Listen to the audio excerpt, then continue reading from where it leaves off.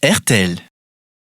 Bola miarabantsika trandray manaraka ny fandarana mpanapitrisa eto amin'ity televiziona mamitsika ity ibarona eto amin'ny fanolorana dia amin'ity anio ity dia tany Atsirabe tanindray nona azo anisan'ny voasarika andray anjara amin'ny lau mpanapitrisa ndoaro arahana.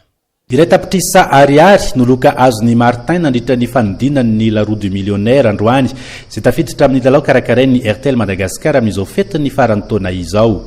Natokana ho an'ireo mampiditra fahana arivo ariary no mihoatra amin'ny alalan'ny carte sy ny credit speed ary 10,000 ariary amin'ny alalan'ny RTL Money moa ny fandraisana anjara amin'izao lalao izao. Hafaliana ny any Martin izay nahazo ny loka satria tsy nampoziny ny avoasarika ny anarany andray anjara amin'ny fanodinana ity la roue du millionnaire ity. De efa ianko amin'ny publicité an'le télé sy ny télé zany izy de hoe je mividy an'le arivo ariary de fa isan'ny mandray anjara ka tsy de tam'ty loatra zany ny tena hoe nieritreretako nazahoako an'izy za man tsy matetika mpilalao an'le RTL amin'le kilalao kanefa io zao tsy naposiko tonga de tam'ty any voantso de fa de vao herinandro mihitsy vao herinandro monja zay ny nanaovako azy ny tena marina tena faly be tena faly.